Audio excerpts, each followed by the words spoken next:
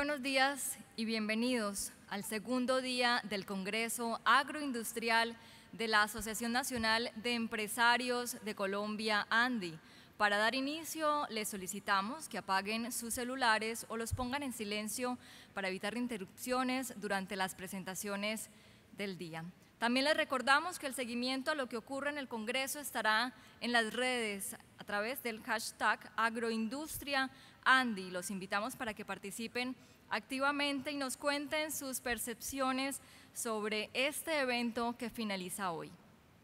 Para iniciar esta jornada, invitamos al escenario a Jorge Enrique Vélez, superintendente de Notariado y Registro, quien abordará el importante tema de la seguridad jurídica, la tenencia y uso de la tierra en nuestro país.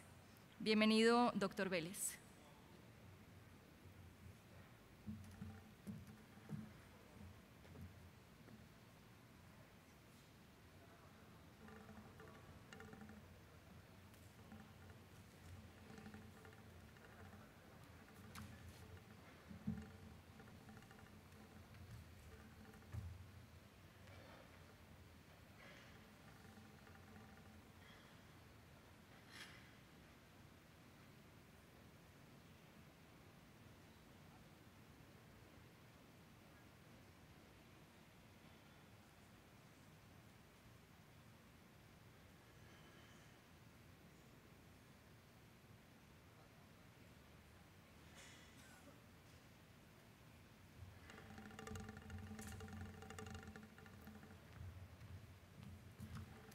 Muy buenos días, doctor Brooks, un saludo muy especial y a todos los invitados.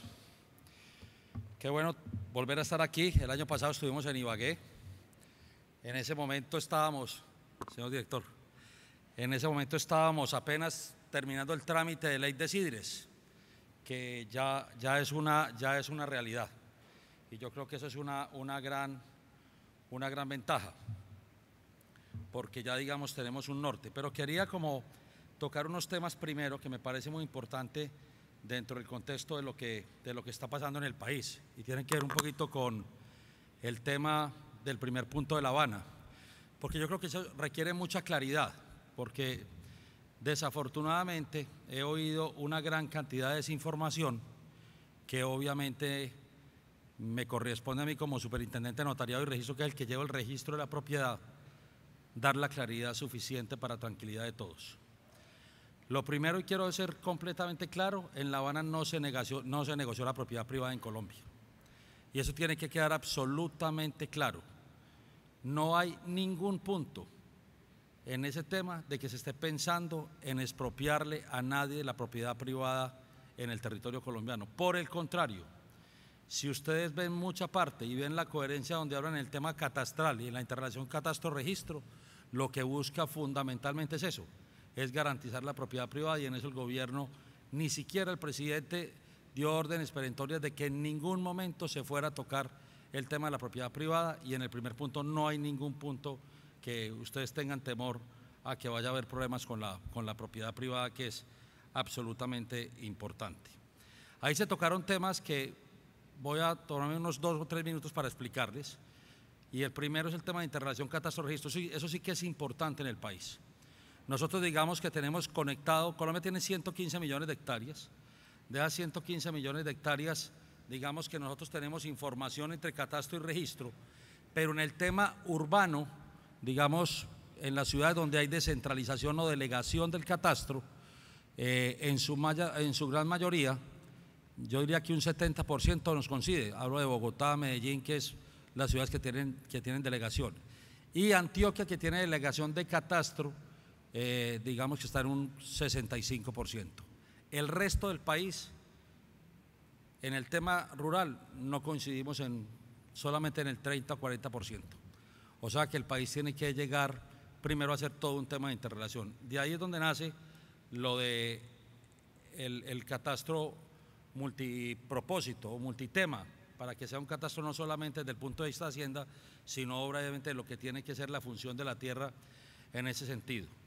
Se ha tomado una determinación, y es que Planeación Nacional vamos a iniciar en 11 municipios un barrido general. ¿Cómo van a funcionar los barridos para que ustedes lo puedan entender. A eso vamos a un municipio, voy a poner dos ejemplos, San Vicente del Caguano, San Carlos, en el departamento de Antioquia. Nosotros llegamos, todas las instituciones del Estado, o sea, va a estar el IGAD, va a estar la Superintendencia de Notariado, va a estar el Ministerio de Agricultura, va a estar la Agencia Nacional de Tierras y los municipios. Y empezamos a hacer una revisión de tierra por tierra, o sea, de folio por folio.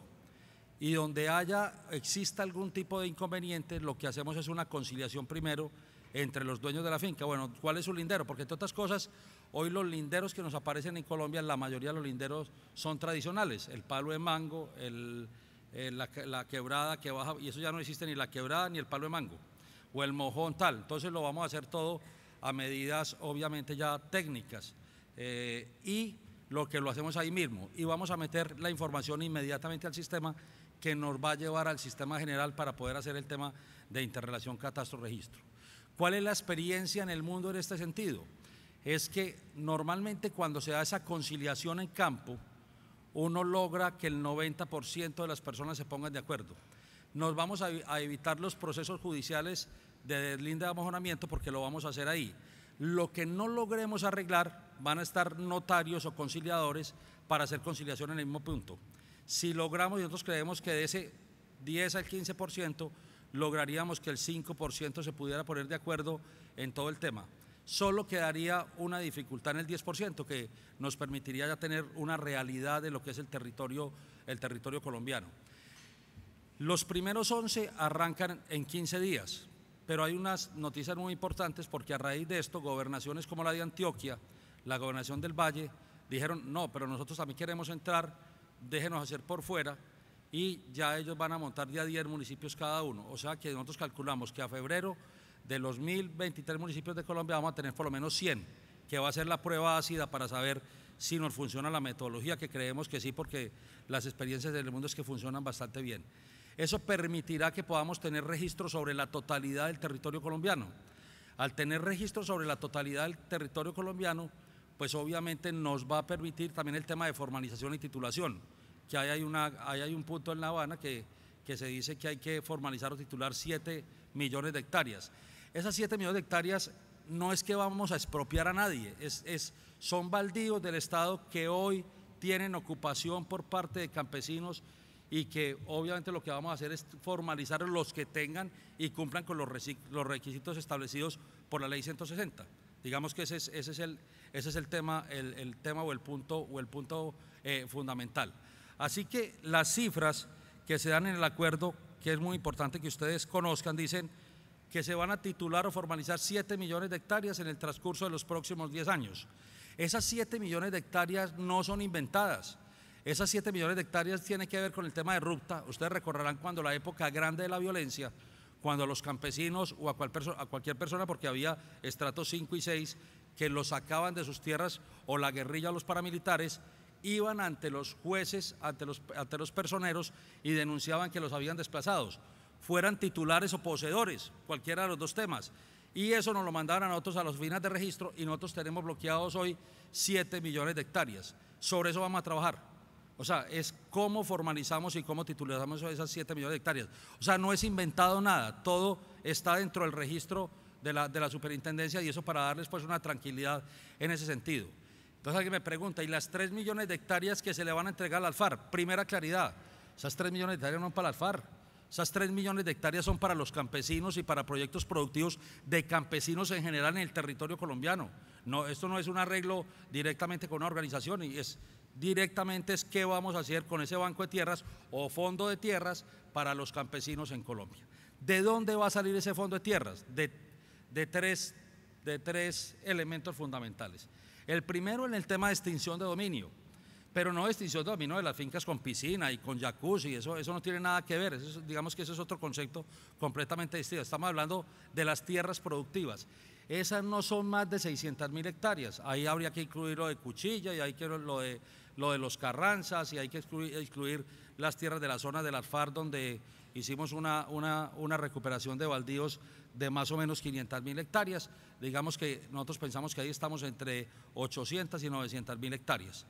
Y el resto, el 2 millones de hectáreas, tiene que ver fundamentalmente de zonas del país, como en el Perijá, como en el Caquetá, como en el Nudo de Paramillo, que eran bosques anteriormente y que hoy están completamente arrasadas, en el sentido de que se volvieron de algunos campesinos que están en esas zonas, y lo que vamos a hacer es traerlas de ley segunda. Con la ley segunda extraemos esas tierras y lo que hacemos es formalizar y titularizar. O sea que ahí está el fondo de tierras que todo el mundo dice que es que le van a quitar tierra a los propietarios para entregársela a las FARC. Eso es uno de los mitos de lo que hoy hace parte todo este debate que hay sobre el tema del plebiscito, pero se los tengo que decir como superintendente, porque cualquier decisión que se tome llega a las oficinas de registro, y nosotros tenemos absolutamente claros que ni hay, ni va a haber, ni se ha pensado, ni se pensará, y así lo ha manifestado el señor presidente, de ningún tipo de expropiación de tierras en el territorio colombiano. Eso para que quede absolutamente claro, que me parecía importante tocarlo en principio en este sentido. Tema de Sidres. Aquí hay varios de las personas que trabajaron con nosotros. La ANDI fue muy participativa en todo este proceso. Yo quiero decirles que hace más de 12 o 15 años no pasaba una ley de tierras por el Congreso de la República. O sea, siempre llegaba al segundo debate y adiós. Eso no había posibilidad de poderla sacar. Yo creo que en esta vez sí logramos juntarnos todos, una estrategia que el presidente trazó, que fue haber hablado inmediatamente desde el primer momento de Sidres y haber hecho foros por todo el territorio colombiano, sobre todo en las zonas donde supuestamente se estaba afectando a los campesinos, y eso nos permitió alimentar día a día todo este proceso y llegar al final con voto casi unánime en el Senado de la República, que es muy difícil que una ley tenga ese tipo de posibilidades. La ley fue sancionada, reglamentamos ya la ley, que ahorita les voy a hablar un poquito de la reglamentación, y el próximo 15 tenemos la audiencia en la Corte Constitucional en el tema de la demanda. Sobre esa demanda yo puedo decirles que tengo mucha tranquilidad. La ley no fue demandada en su totalidad, solo en un tema lo demandaron en su totalidad, y es en el tema de la consulta previa.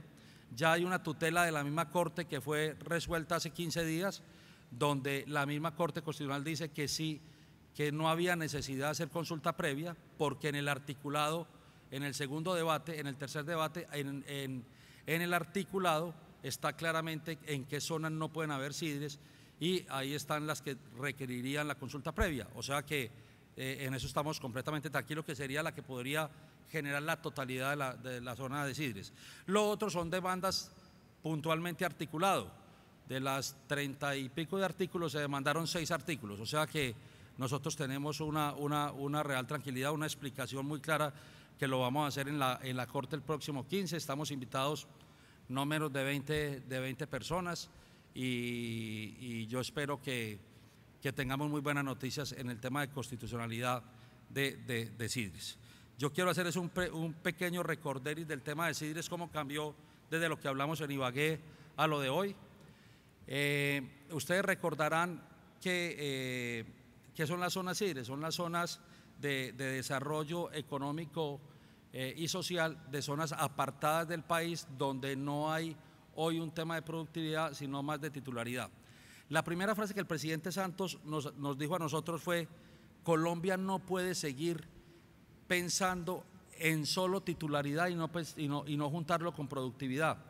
Colombia es uno de los 7 países del mundo, dicho por la FAO, que tienen la mayor reserva de tierras para producir comida, y no puede darse el lujo que la gran mayoría de sus tierras no sean productivas y que no estén produciendo comida, y que esa tiene que ser la gran meta que requerimos.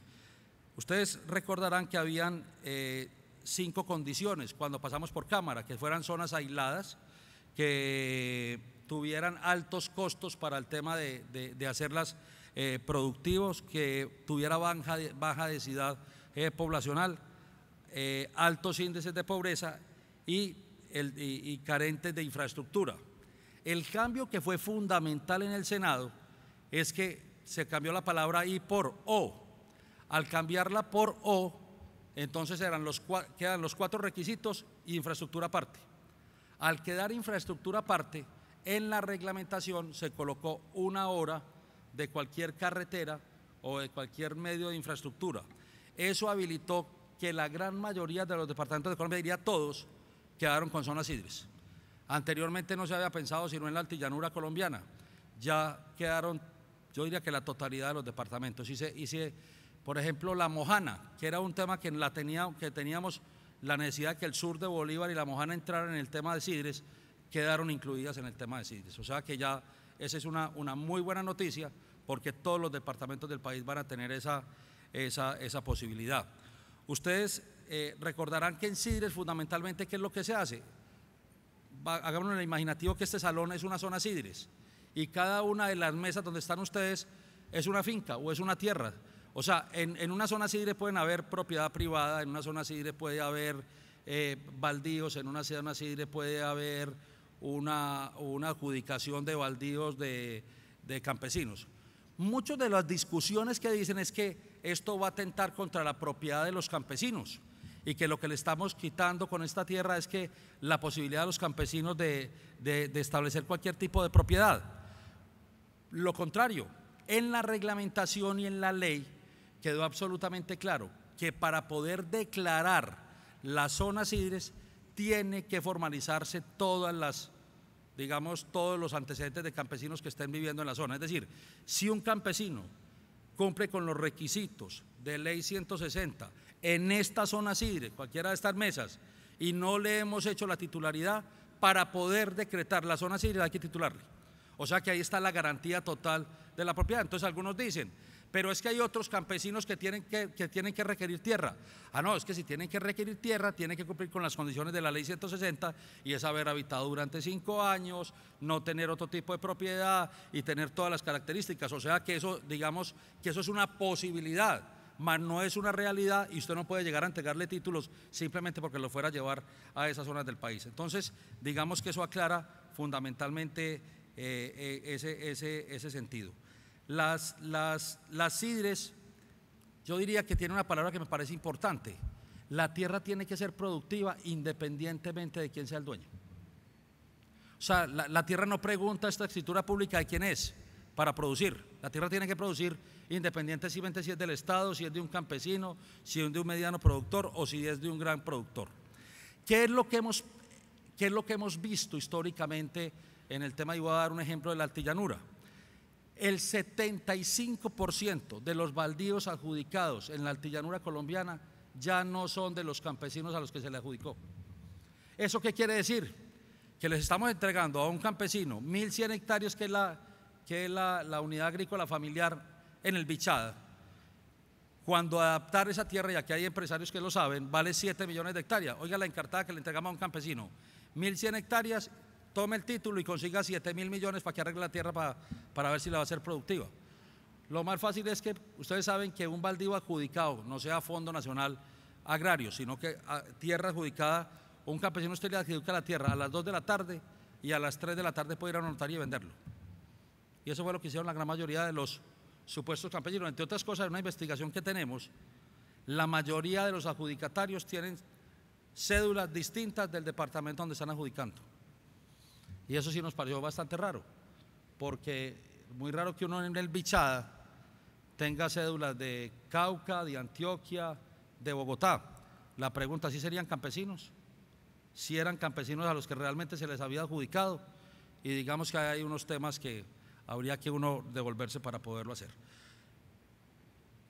Entonces, digamos que los objetivos son eso: es regular la propiedad, es hacer productiva la tierra, es un desarrollo sostenible, es darle un valor agregado y tecnológico a las Sidres. ¿Cómo quedó definido cómo se elabora una zona Sidres? La UPRA, que es la Unidad de Planificación Territorial del Ministerio de Agricultura, está haciendo un barrido, un estudio de todo el territorio nacional que cumpla las características de Sidres. Uno de los temas que se insistió mucho por la ANDI que incluyéramos en la reglamentación es que no fuera la UPRA la que decretara las Sidres y solamente ellos, porque hay muchos empresarios que tienen estudios hechos ya en muchas zonas del país, y es decirle a la UPRA: mire, pónganos digamos, el plan de vuelo de lo que se necesitan requisitos, nosotros se lo traemos y usted simplemente en 60 días avale que le trajimos toda la documentación. Bueno, eso quedó metido en la reglamentación. O sea que es el sector privado también el que tiene la posibilidad de decirle a la UPRA, vea, este territorio que puede ser considerado porque cumple con los requisitos de la ley de Sidres, nosotros se la traemos aquí para que nos la declare. Segundo, una vez declarado o una vez hecho el estudio por parte de la UPRA, se elabora un COMPES para esa zona, porque obviamente tiene que ser una política general del gobierno poder trabajar. Y lo tercero, que es una excepción, que normalmente no ocurre, es que las Sidres tienen que ser declaradas por Consejo de Ministros. ¿Por qué el presidente Santos quiso que fuera el Consejo de Ministros? Por una razón fundamental. Porque la gran mayoría, y pongo aquí un balance a este lado, por ejemplo, las zonas de reserva campesinas, solo trabaja el Ministerio de Agricultura y el Ministerio del Interior. En las Sidres no, las Sidres va a tener otro alcance distinto. Es que una vez declarada por parte del Consejo de Ministros, todos los ministerios, todos tienen que aportar políticas para las zonas Sidres. Entonces me explico, el Ministerio de Industria va a tener que crear cero aranceles, posibilidad de banco de maquinarias, importaciones temporales, puede ser parques de zona franca. En materia del Ministerio de las Tecnologías, parques tecnológicos dentro de las zonas Sidres, usted puede tener alguien que nos ha propuesto, por ejemplo, un gran parque de energía solar. Bueno, porque entre otras cosas también quedó en la reglamentación que los proyectos dentro de Sidres no son agropecuarios todos. Usted puede tener cualquier tipo de proyecto que lo que haga es mejorar la productividad de la tierra. Me explico, yo puedo ir a hacer una carretera en una zona Sidres, sí. Yo puedo montar una fábrica de transformación de yuca en una zona Sidres para comprar toda la productividad de la zona, sí. O sea, usted puede presentar cualquier negocio que lo que permita es en última instancia hacer productiva esa zona donde lo está haciendo. Entonces uno puede decir, yo puedo llevar toda la maquinaria para esas 500.000 hectáreas y arrendar y trabajar y hacer parte del negocio, sí. Usted puede presentar cualquier tipo de negocios dentro de la zona Sidres con esa característica. Entonces el SENA tendrá que ir a llevar allá el tema de capacitación a esa zona Sidre.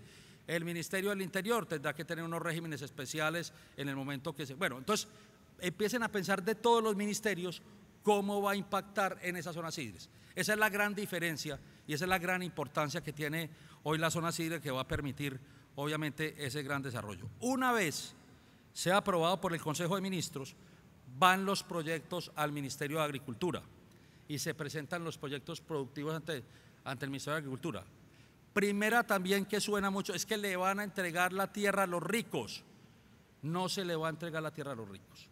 ¿Qué es lo que va a hacer? Si en esa zona Sidre hay un baldío del Estado y yo soy propietario y quiero pedir ese baldío para que me lo no adjudiquen, sino que me lo entreguen en concesión, en arrendamiento, en cualquier figura, usted se lo puede pedir al Estado. Y usted lo que le dice al Estado es en el proyecto productivo, yo pongo 1000 hectáreas y él va a poner 1000 hectáreas. Usted tiene que presentar el proyecto, no tiene tiempo. ¿Por qué? Porque una de las discusiones que teníamos, y Bruce en eso recuerdo que hablamos, me decía, y le decía al presidente, pero ¿qué pasa con un proyecto productivo que sea 60 años?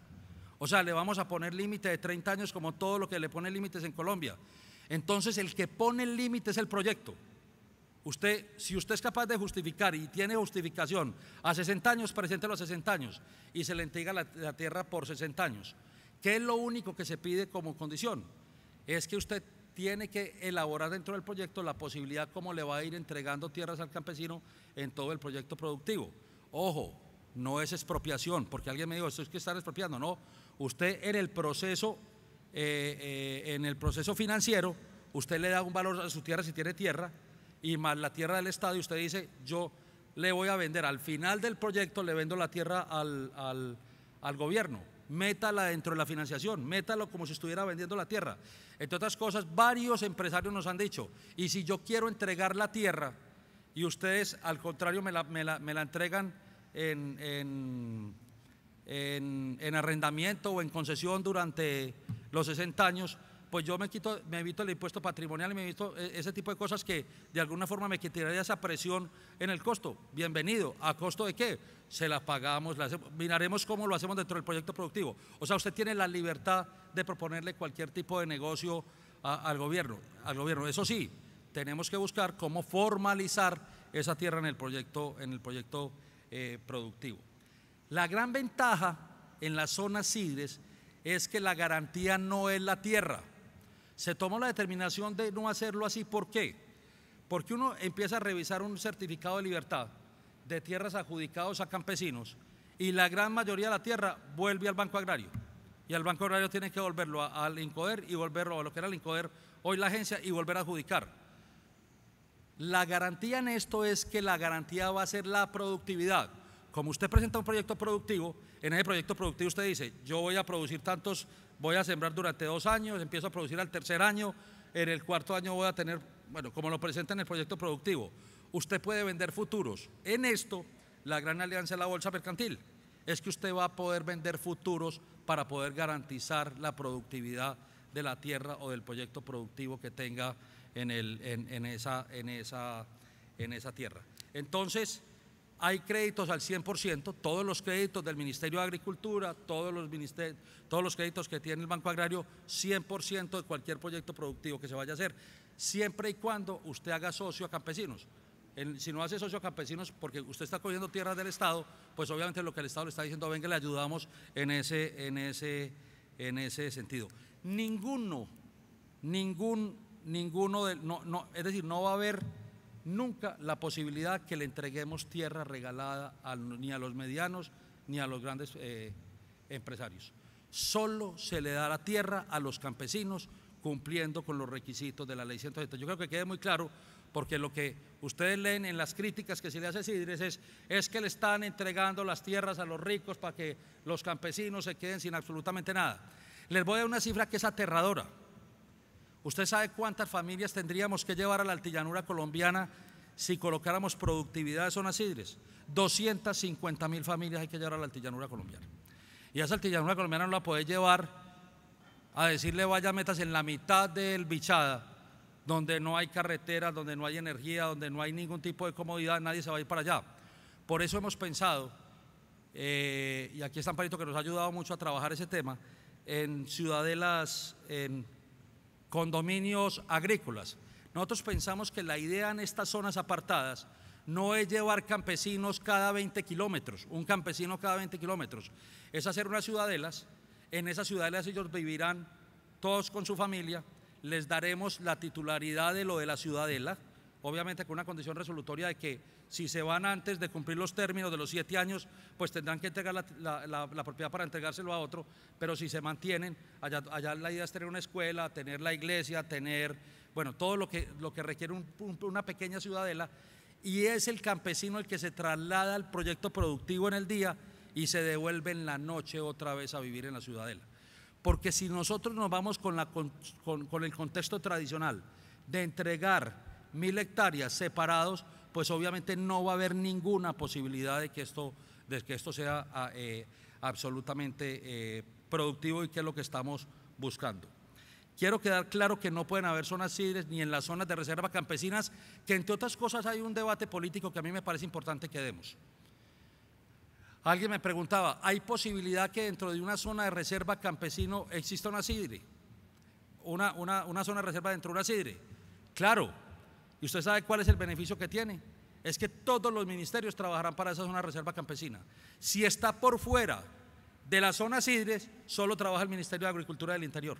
Si está dentro de CIDRES, pone a trabajar a todo el gobierno para esa zona de reserva campesina.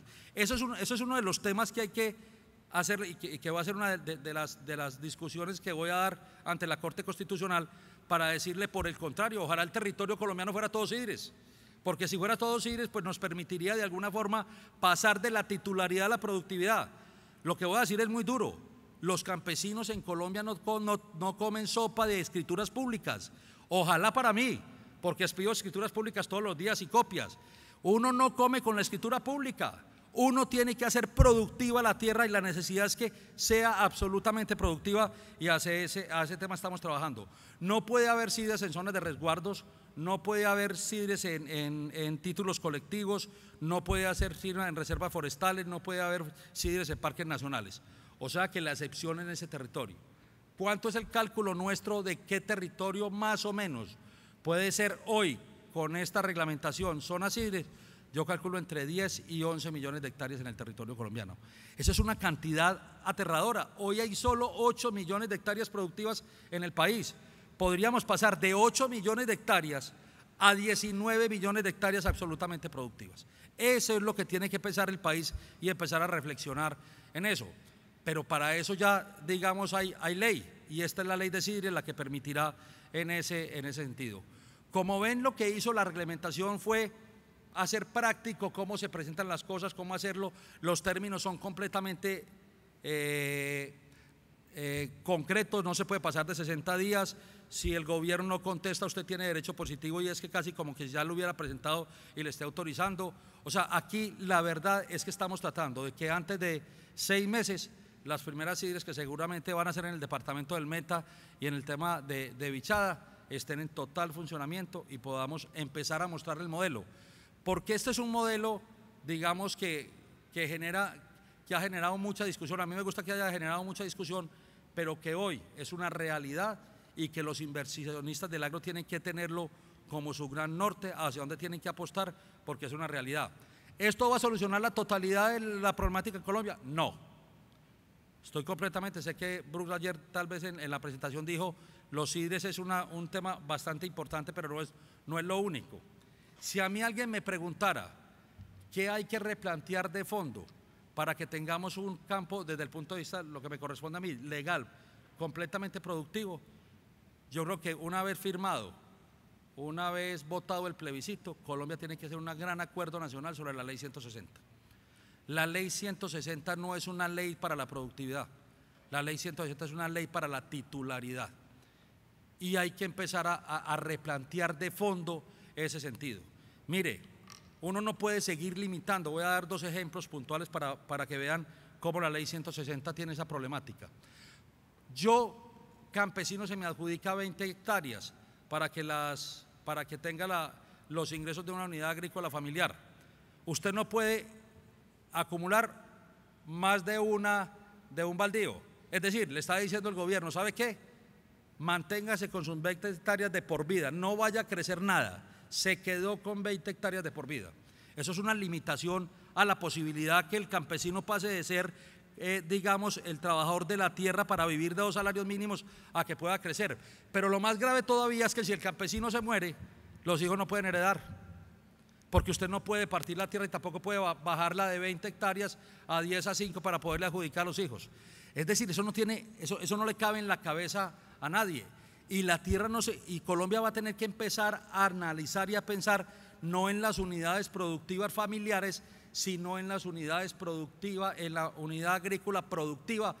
Póngale el tema de familia, pero no lo decrezca que solamente son 2 salarios mínimos. Si puede crecer a 5, a 6, a 7, a 8, a 10, pues bienvenido, que lo pueda hacer, que creo que es absolutamente importante.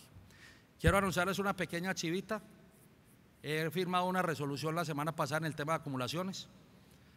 En el tema de acumulaciones hemos tomado la siguiente determinación: si son antes del 94, porque lo metimos en la ley de CIDRES, la acumulación no existe. Eso no existía antes del 94 y hay una fecha puntual. ¿Qué haré yo?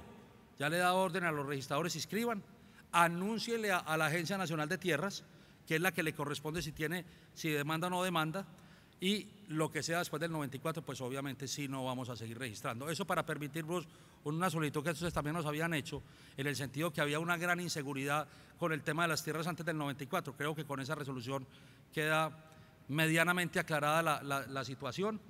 Yo también quiero ser muy práctico. Las demandas que se han hecho sobre acumulación, no hay ni una sentencia en Colombia, ni una sola sentencia en materia de acumulación.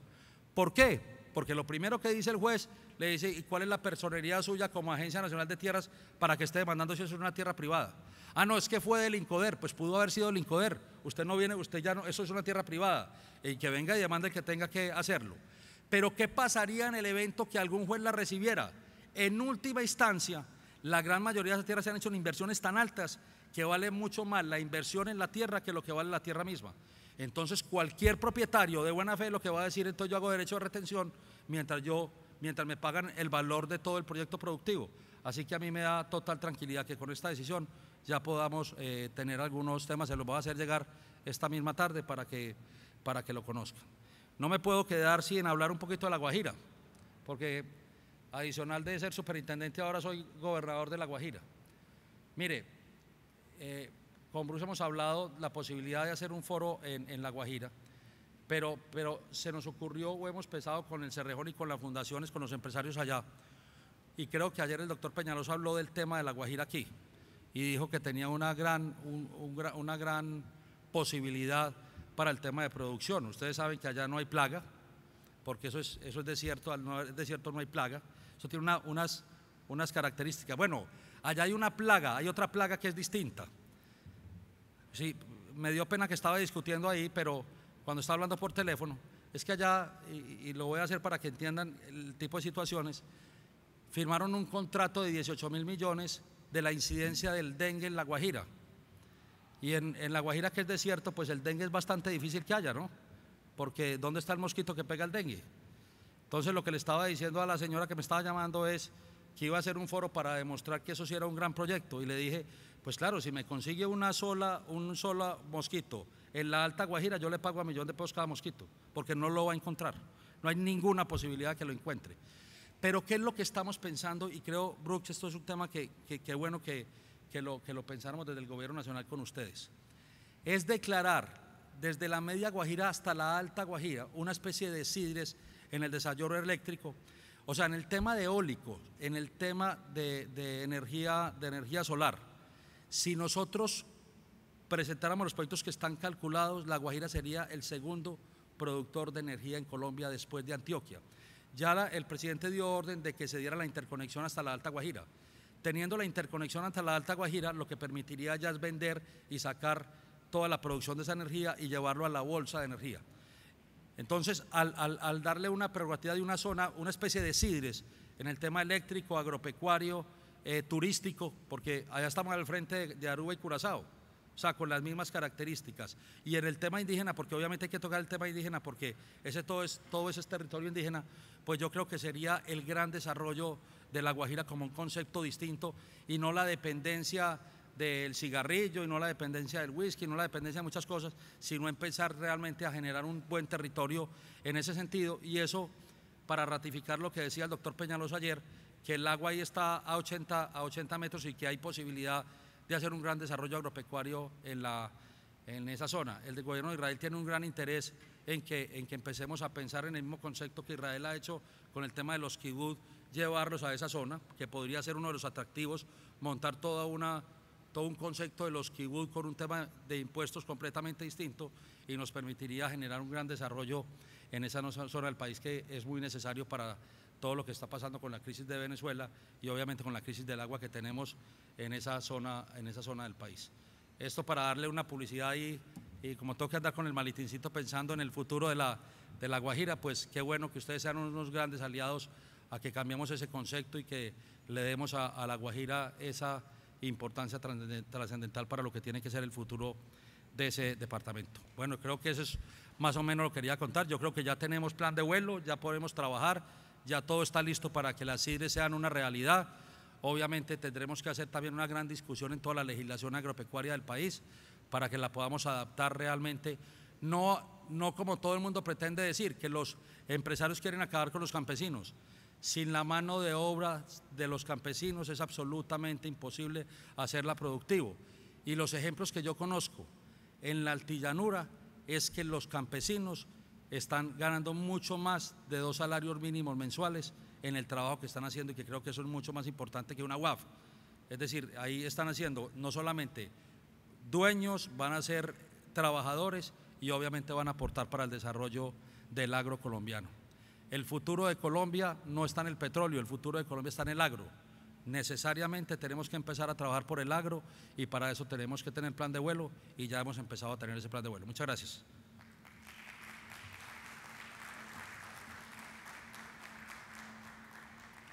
No sé si hay preguntas, no hay, ¿no?